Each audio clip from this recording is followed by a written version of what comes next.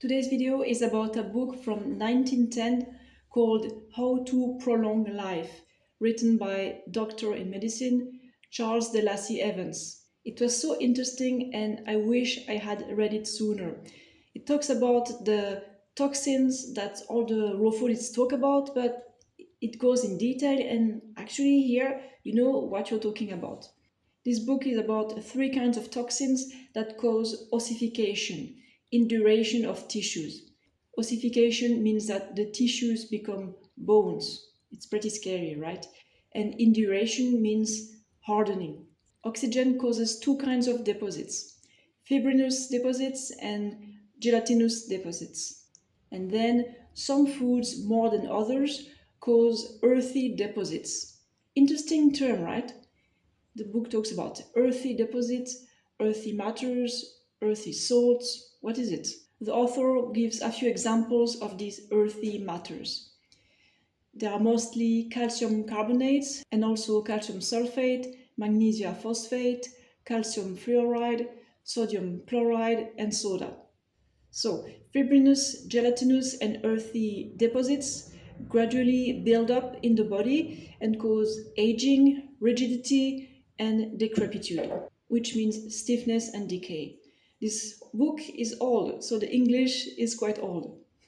Anyway, the book talks about the ossification of many organs, like arteries, veins, hearts, lungs, salivary glands, stomach, liver, testes, uterus, ovaries, eyes, ears, tongue, nose, skin, teeth, and hair, which all leads to natural death. And what about elimination of these fibrinous, gelatinous, and earthy matters? They leave the body via the skin, the sweat, and when there's more heat and when there's physical activity, there's more elimination via the transpiration and perspiration. And then elimination goes through the bladder, pee, urines, and you eliminate more of these matters when you're more hydrated. And then the lungs, they eliminate water and carbonic acid. And I think that's what we eliminate via the mucus in the respiratory ways. And lastly, the elimination happens through the stools, the feces, and there's about 4 times less amount of earthy matters that leave the body this way than via urines. Okay, and now the part that you're all waiting for, the food. Which foods cause the most earthy deposits? Here we go. The fruit, as always, the fruit is always a winner. The fruit contains the purest water and also plant albumin.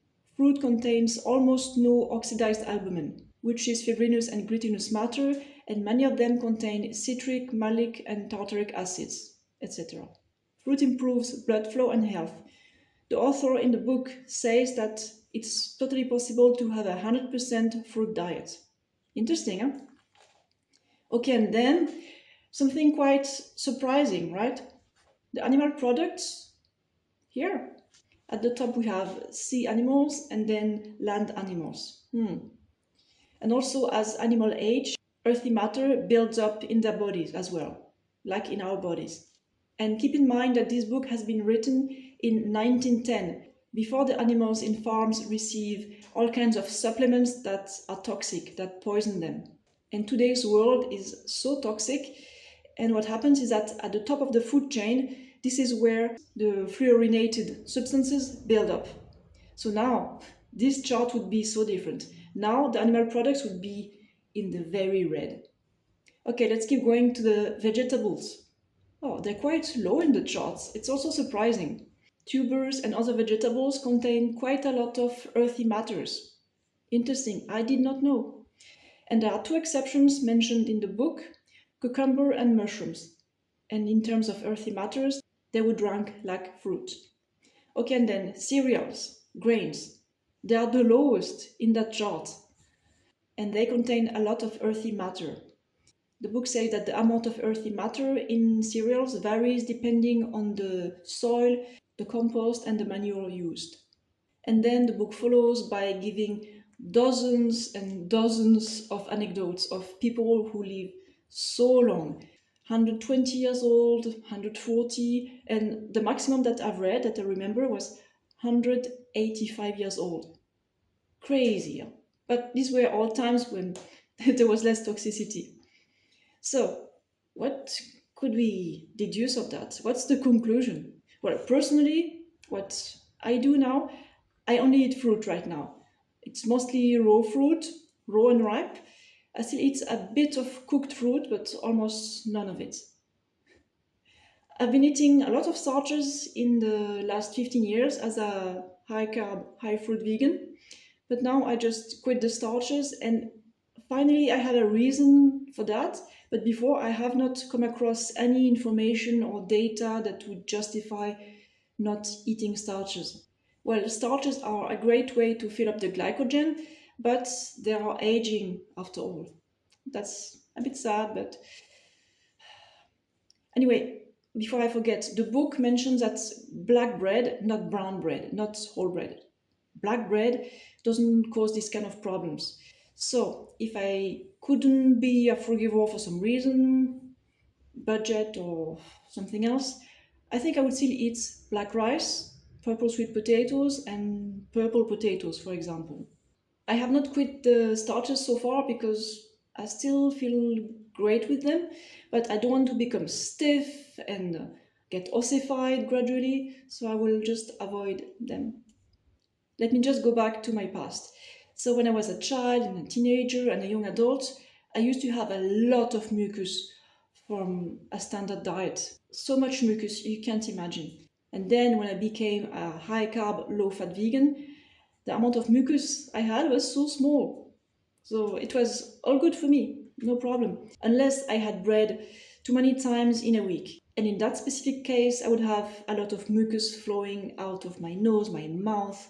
And that's why I did not eat much bread during the last 15 years. About 11 years ago, I read The Mucusless Diet by Arnold Ehret, but I should read this book again, because it was too long ago, I don't remember the specifics. Well, the Mucusless Diet book did not convince me to quit all starches, because low mucus was good enough for me. But after reading How to Prolong Life, I just want to have the least amount of mucus possible by going frugivore, fruitarian. And actually, I have eaten only fruit for the last week, and I feel awesome. I don't feel tired. I feel great. So I'm going to keep on doing that, but I don't expect other people to be a frugivore or a fruitarian, because it requires, of course, budget, logistics, knowledge, and social resistance. Anyway, I will show you what I eat soon. I will show you what kind of fruit I eat, how much fruit I eat, and what are the cooked fruit that I eat sometimes. It's not every day, just sometimes. And of course, I stay a vegan because I care about the animals. So what do you think about this recap of that book? I found it very interesting and it changes my life actually. And I heard about this book thanks to Eli from the Free Melon Society. A very interesting video about vegetables. That's it for today. Bye! Is this really happening?